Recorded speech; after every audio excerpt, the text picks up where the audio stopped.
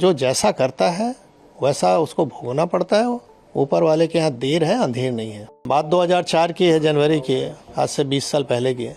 उस समय मैंने लाइट मशीन गन रिकवर की। आज तक उत्तर प्रदेश में केवल एक ही रिकवरी है, न उसके पहले कभी हुई, न 20 साल हो गया अब तक हुई है। उसमें पोटा भी लगाया क्योंकि पोटा एग्जिस्ट करता था। मुलायम सिंह की सरकार तत्कालीन अल्पमत की सरकार थी, किसी भी कीमत पे इसको बचाना चाहते थे। उन्होंने अंत में हम लोग पर प्रेशर बनाया, अधिकारियों पर प्रेशर बनाया।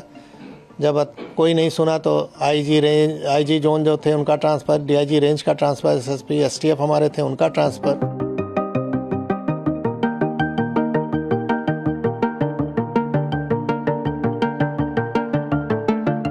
आप बिल्कुल सही कह रहे हैं। बात 2004 की है, जनवरी की है, आज से 20 साल पहले की है।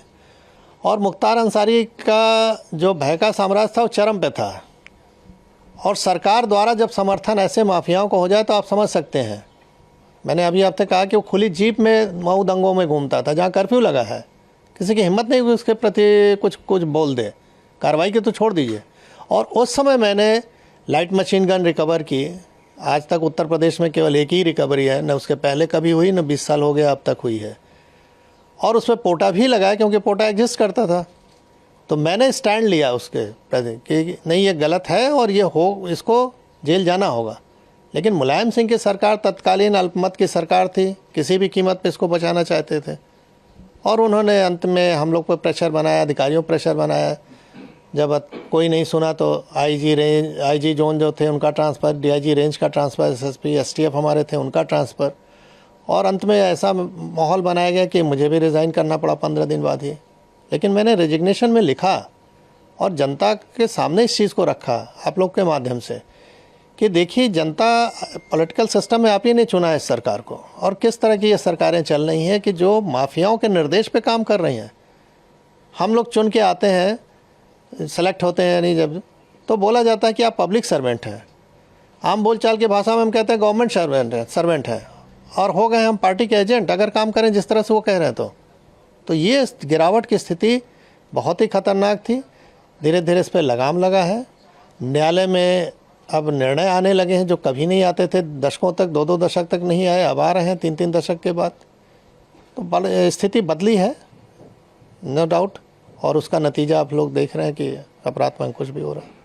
सर, क्या लगता है उस समय कितनी बड़ी चुनौतीपूर्ण रही कार्रवाई जो मुख्तार अंसारी पे आपने की, और आज जिस तरह से आपने कहा न्यायालय में निर्णय आ रहे हैं, कानून व्यवस्था जिस तरह से है, उस समय अगर वो ऐसा रहता तो क्या उस समय मुख्तार अंसारी पे कार्रवाई हो सकती? नहीं, स्वाभाविक है। अगर शासन प्रशासन, हम तो किसी सपोर्ट की भी उम्मीद नहीं करते थे, हम तो अपने दम पे रिकवर किया, मैंने अपनी टीम के साथ।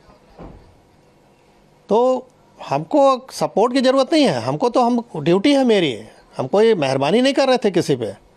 हमारी ड्यूटी है कि ऐसे असामाजिक तत्वों को रोका जाए जो जनता के लिए कहर बन सकते हैं। तो मैं तो अपनी ड्यूटी कर रहा था। अगर मुझे ये ड्यूटी केवल करने दिया जाता, मुझे सपोर्ट की कोई ज़रूरत नहीं। सपोर्ट तो सिस्टम बना हुआ है गवर्नमेंट के कि हमको फोर्स दे रखा है, हमको आर्म्स एम्युनिशन दे रखा है।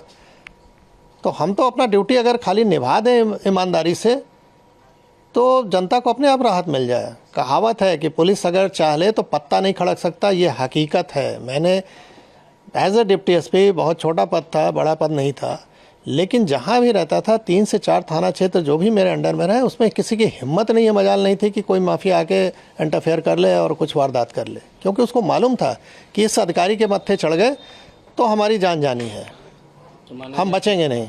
आपकी कार्रवाई के बाद फिर आप पे दबाव बनाया गया? वही कि दबाव नहीं बनाया गया होता तो मैं इतनी अच्छी नौकरी क्यों छोड़ता भाई। जब मुझे लगा कि मैं अब कुछ नहीं कर सकता इन लोगों के सामने, तो कम से कम बाहर आके जनता को तो बताऊं कि हो क्या रहा है। शायद अगर हम नौकरी में रहे होते तो ये पक्ष कोई देख ही नहीं पाता कि किस तरह का दबाव बनता है। तो आज मैं जीता जागता उदाहरण हूँ कि इस तरह की सरकार अगर रहे चले तो कैसे आप जनता को रिलीफ पहुँचाओगे। अगर सरकार सही नहीं चले तो अधिकारी काम नहीं कर सकता है। तो मैं बाहर आके इस चीज़ को रखा, जान जोखिम पर अपने डाला, परिवार की जान जोखिम में डाला। स्वाभाविक है कि अच्छी नौकरी के बाद हम कहीं अगर नौकरी प्राइवेट भी ज्वाइन करने तो इनके कॉल चले जाते थे कि इनको निकालिए अपने यहाँ से। किराए का मकान नहीं मिलता था, रात में सामान कहीं लेके रख दिया तो सवेरे वहाँ से खाली करना पड़ता था। तो ये सब चीज़ें देखी, लेकिन अब उस पर ज़्यादा नहीं बोलना है। हाँ, ये है कि जो जैसा करता है वैसा उसको भोगना पड़ता है। ऊपर वाले के यहाँ देर है अंधेर नहीं है। 20 साल का समय लगा, लेकिन वो अपनी मौत मरा। जो डर दूसरों पे कायम किया था वो डर उस पर हावी हो गया और अंत में हार्ट अटैक से उसकी मृत्यु हुई।